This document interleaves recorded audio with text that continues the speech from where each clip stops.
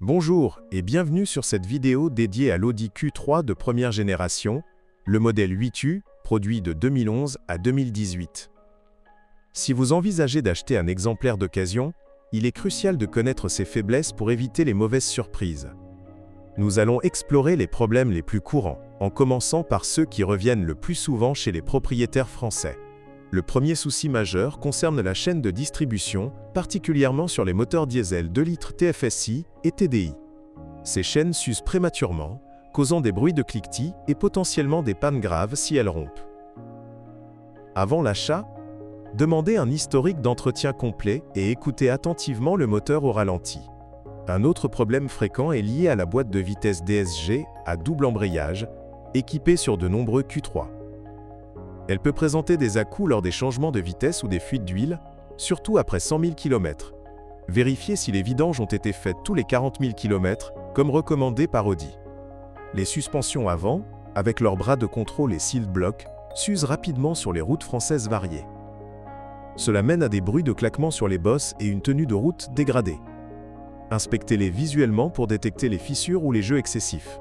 La corrosion est un ennemi courant, surtout sous le châssis et autour des passages de roues, dû à l'humidité et au sel routier en hiver. Les modèles produits avant 2014 sont plus vulnérables. Nettoyez et examinez les zones cachées lors d'une inspection. Les systèmes électroniques, comme l'infodivertissement MMI, bug souvent avec des écrans qui se figent ou des connexions Bluetooth instables. Cela peut provenir d'une batterie faible ou de logiciels non mis à jour. Testez tous les boutons et écrans pendant un essai routier prolongé. Sur les versions 4.0, le système de transmission intégrale Haldex peut poser problème avec des fuites de fluide ou des pompes défaillantes. Cela entraîne une perte de motricité sur sol glissant.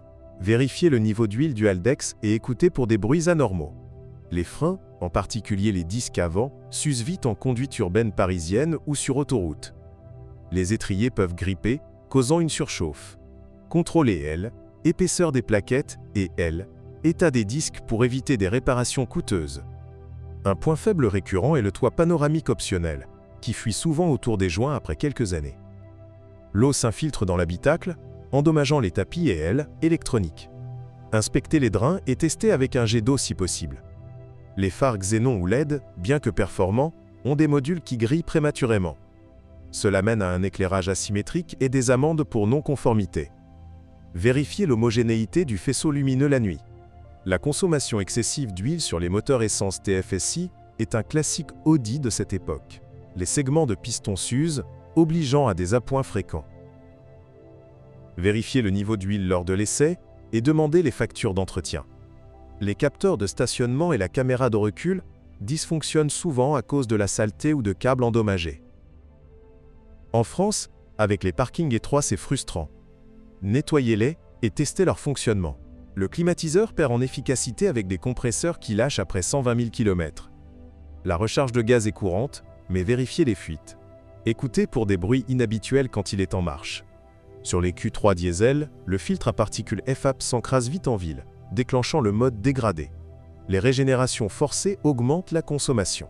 Demandez si le FAP a été nettoyé ou remplacé. Les jantes alliage de 18 ou 19 pouces se rayent facilement sur les bordures françaises. Les pneus usés aggravent les vibrations. Inspectez les flancs et ailes, équilibrage. L'intérieur en cuir s'use au siège et au volant, surtout chez les modèles essence plus dynamiques. Les coutures craquent avec le temps. Vérifiez L, état des surfaces touchées quotidiennement. Les essuie-glaces et le système de lave-glace gèlent en hiver nordique, avec des joints qui durcissent. Cela réduit la visibilité. Testez-les par temps froid si possible. Un problème moins connu mais courant est la pompe à eau électrique sur les TFSI qui fuit et cause une surchauffe. Écoutez pour des sifflements et vérifiez les traces d'humidité. Les bougies d'allumage s'encrassent sur les moteurs turbo, menant à des ratés d'allumage. Cela empire avec un carburant de mauvaise qualité. Vérifiez l'historique des changements. La direction assistée électrique peut devenir lourde si le module de commande défaillit. C'est rare, mais chiant en manœuvre.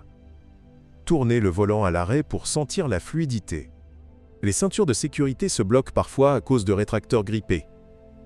Vérifiez leur déroulement fluide lors de l'inspection. Pour les Q3 hybrides rares en France, la batterie haute tension perd de sa capacité vite. Mais restons sur les versions classiques. Les amortisseurs arrière s'affaissent sur les modèles chargés, affectant la garde au sol. Mesurez-la par rapport au spec d'origine. Le réservoir AdBlue sur les diesels Euro 6 fuit occasionnellement, déclenchant des voyants. Vérifiez les niveaux et les odeurs. Les haut-parleurs du système audio Bang Esperluette en PEF. Olufsen grésille avec L, âge. Testez le son à fond. La trappe à essence peut se coincer, empêchant le ravitaillement. Vérifiez le mécanisme. Les phares anti-brouillard se noient d'eau, embuant les lentilles. Inspectez l'eau, étanchéité. Un souci électrique. Les feux stop LED qui clignotent faiblement. Remplacez les modules Cineded. Les joints de porte sèchent, causant des fuites d'air et du bruit. Vérifiez l'isolation. Le capot avant peut mal s'aligner après un choc mineur. Regardez les écarts.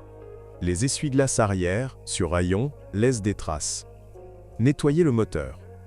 Pour conclure, l'Audi Q3 8U est un SUV premium fiable si bien entretenu, mais ses points faibles justifient une inspection approfondie. Privilégiez un garagiste indépendant pour un diagnostic complet.